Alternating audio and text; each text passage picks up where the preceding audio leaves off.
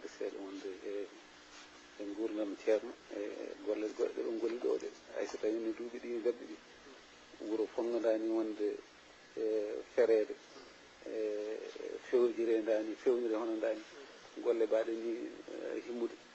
golle tawa kadi koye domaine dabbo wuro tan ittango tan wonde fuɗɗango tan e hay hunde kadi ko fuɗɗi joni joni tan kadi watindani way kono ko waɗano guila e duuɓi temedde ɗon kadi so ko mbawɗon haalde en kadi ne wonde kala mbawɗo yiide kam andano ɗum si horini somo ko andani kono noon so tawi kadi ƴeggama e jomum ɓe kadi ɓurata ɗumen no ko ceerno adama ɗi ceernal tan o hoore muɗum woni ɗo yeesal mum kono no yini ko noon wino mbiɗa ni ko noon golleji yimɓe Allah golleji barkindi golleji yimɓe Allah golleji barkindi tugga koye hadisu nelaɗo tugga koye hadisu nelaɗo Allah sallllahu alayhi wa sallam leñol makko ngol ko raɓɓiɓe balɗe leñol makko ngol wonde ko raɓɓiɓe balɗe kono golleji maɓɓe fof ko cowaɗi kono golleji maɓɓe fof ko cowaɗi nden neɗɗo nden ko gollanno e nder duuɓi neɗɗo nden ko gollanno e nder duuɓi kamɓe Allah newnanaɓe golla ɗum kamɓe Allah newnanaɓe ɓe golla ɗum e nder yontere walla e nder lewru ga kanko ceerno Alhasan ɗum taki kanko ceerno Alhasan cincanaɗo ɗo cincanaɗo ɗo e hudallahi o yamirore ceerno makko yamirore ceerno makko ceerno Alhaji Mouhammad bin Saïd radiyallahu ta'ala anhum radiyallahu ta'ala anhum jami'an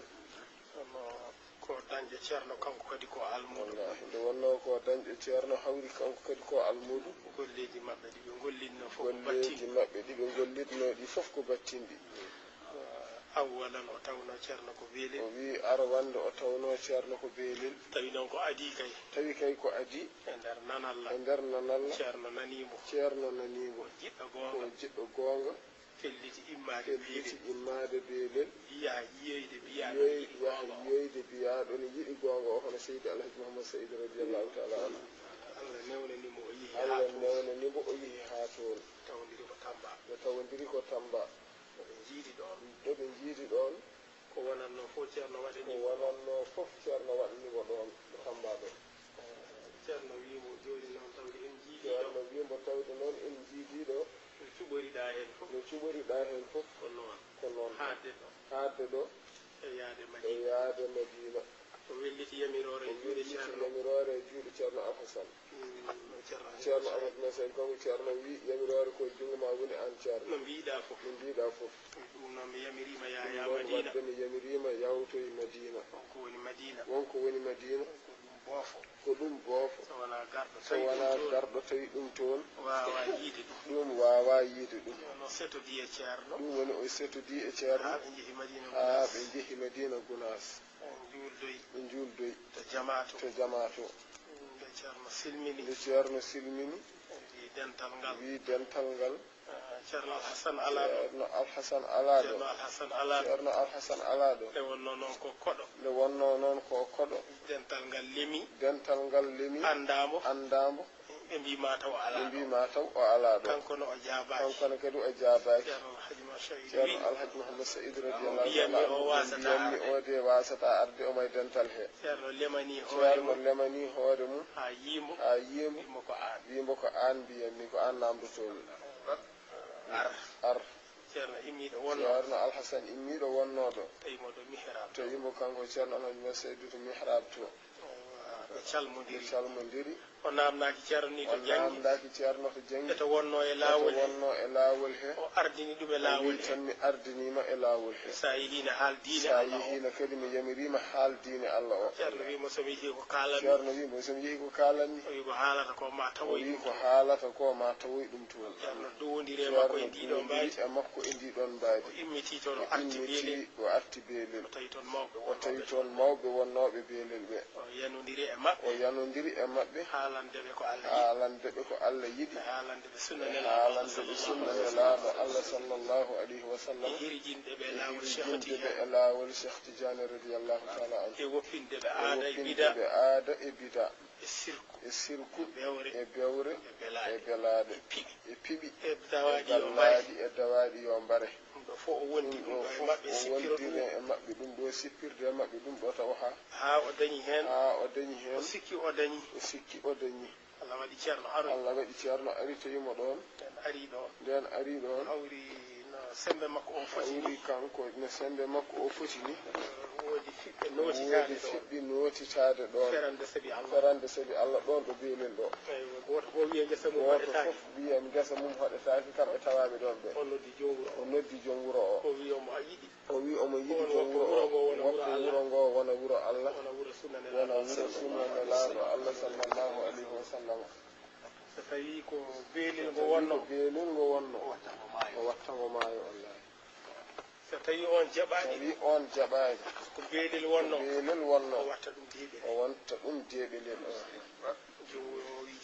wuro o wi jaɓi eɓe mbaynodiri e dokkodiri e ɗum duwaw ceerno alhasan heddima ɗon ɗo beelel ɗo ha ndungu ceerno Allah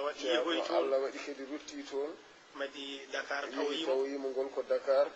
o wi ceerno alhasan ko pimnomi to beelel ɗo ko mi hayti heƴata ɗon joni ko fergo anniyamo joguimo o heƴata ɗon fergo joni kay ko ma wona fergo tan eywa o lamdaki ceerno kadi holto ɓerde mum woni omo sifo nde ɗo ladde ɗo ɗo wona joni ɗo omo Dakar boppo o haali jare gonɗe ɗo ɗe wiyendu mawdune ɗon sukkundu waɗi ko damal gotal ndu waɗi leɗɗe ɓaleje hay sonno tawi anda toon hay sa anda toon an ceerno alhasan mo kaldami ɗo woti ƴeew wañoɓe mon ɓe kolloyma nokku o ɓen ne gandi toon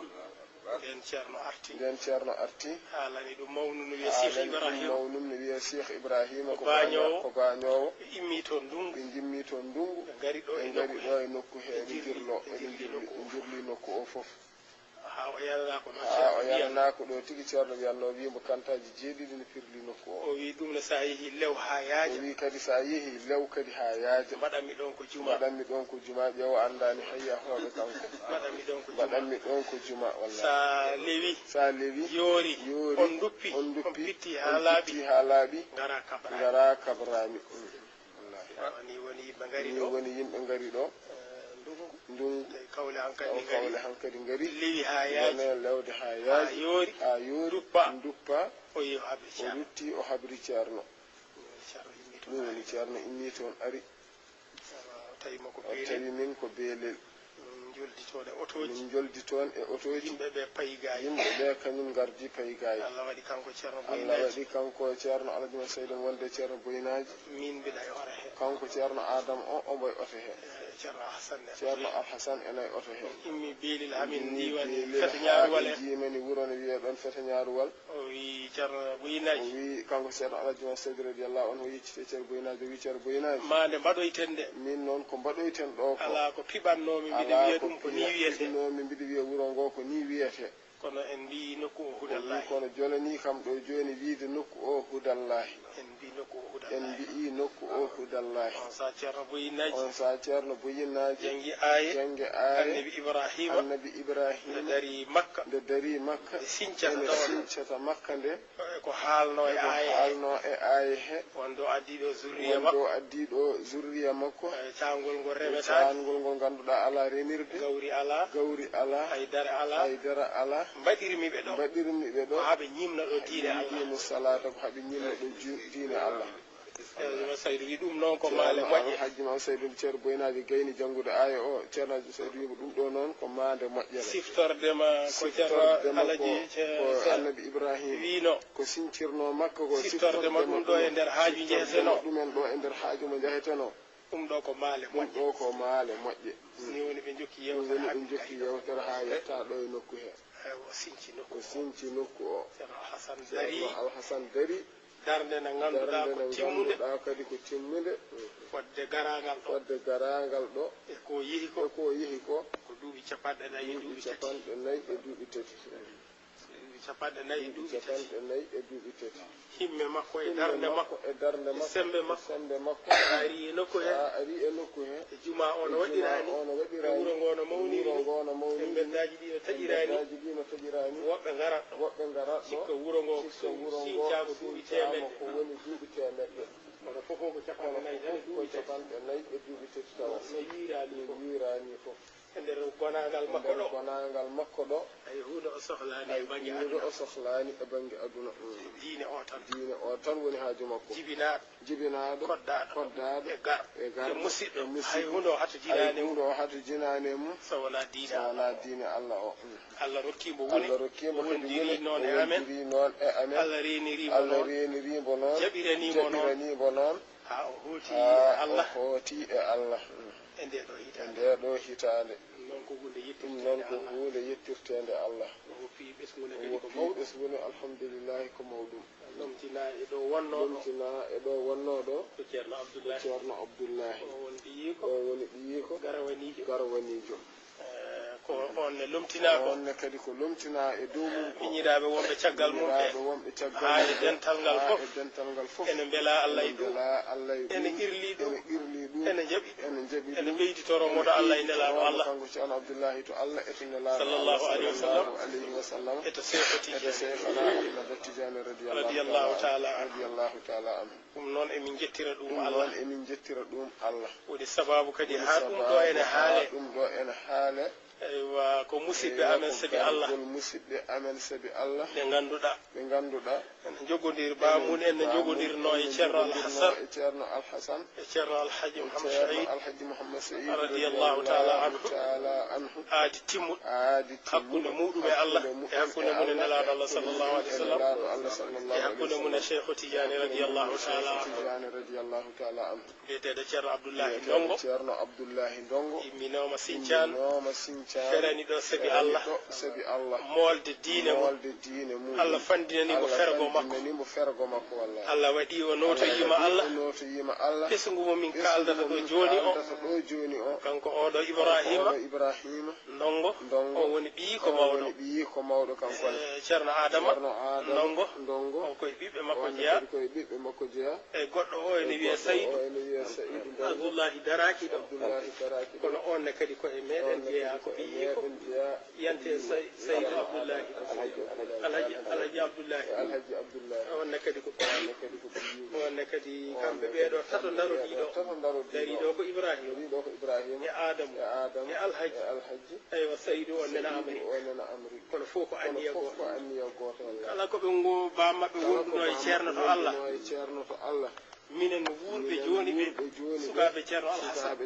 e sukaɓe ceerno Abdoullahi kala koɓe gonno emin jogodiri fimde to Allah e to nelaɗo Allah e to Cheikh Tidiane e jiɗgol sabi Allah emin nangodiri ɗum juuɗe temedere min jiiɗa kay haadde ɗoɓe kaddunoɗo kamɓe jinnaɓe ɓe min jiiɗi kay ko ɓenninde ɗon ha yeeso so Allah haaji tagi darde nde ɗo ene welta no feewi ɗo min goni kadi ne ko suudu Allah ɗo koye nder suudu Allah juma o woni ɗo min ñagani dendagal tawanoɗo banda o e keɗoyiɗo banda o haɗo aduna hay fofo kone yiɗe to Allah kala ko ene yiɗe to Allah to aduna o e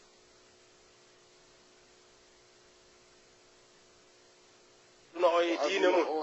mum fofo yo Allah renditine en reena sabi barke Allah e barke nelaɗo Allah e barke nelaɗo Allah horma Cheikh Tidiane radiyallahu ta'ala anhu kasse to o banda o noon haala koye ɗo lewru meɗen zilhijjati ɗiɗi muɗum zilhijjati ñande ñalawma alhamisa hitande 2005 hitande wiyetende 2005 e limore annasara en beltima noon min duwanima on bismima on kadi e nokku he allahumma salli ala rasulillahi sallallahu alayhi wa sallam o wi eɓe jetti Allah ko ɗum ari ko ala ɗo ɗum fuɗɗora ala ɗo ɗum fuɗɗora so wona ɗo ceerno alhasan so wona ɗo ceerno alhasan ɗo kala ko Allah jokkoy hankadi kala ko Allah jokkoy hen kamɓe kam Allah ne tongini en mbawno fuɗɗorade ɗum toon to Sinthiane to wallahi kono Allah kiso tongi ɗum wona fewjidede wona haaldede ha ɗo ɗo yeeso ceerno ɗo yeeso ceerno ɗo kiso ko ɗon ɗum fuɗɗora ene wonno sago wallahi tawa ɗum dañanoma omo jooɗi ta ko kanko haalata ɗo wallahi tawa eɗen jooɗoɗo e ceerno eɗen jiya ɗum ha joni ko gotum wallahi eɗen jetti hen Allah eyi oɗo ko Adama ceerno oɗo ko Aliyu ceerno Adama miñum ceerno Ali ceerno Ibrahima e ceerno Aboubacry e ceerno Abdoullahi ceerno Abdoullahi ne galle to ceerno Souleymani e ceerno Hamidou ko ladde tawa ngoni tawtorede ceerno Mouhamadou Yaya giɗo Allah giɗo nelaɗo Allah sallllahu alih w sallam giɗo moƴƴuɓe foof e gondiɗo ceerno almudo mum maccuɗo muɗum mo taƴani ɓoggol wiyete ko Ahmadou Harouna Diawo on e feƴƴi e Mouhamadoul Hadi o ko ɓi ceerno Adama on ko ɓi ceerno Hamid oɗo ko ɓi mawni amen Dabor Cillani on ko almudo meɗen galle on kadi ko almudo meɗen galle ko Salihu Dia wiyete oɗo ko Abdoul Ahmadou Ndiaye ko Amadou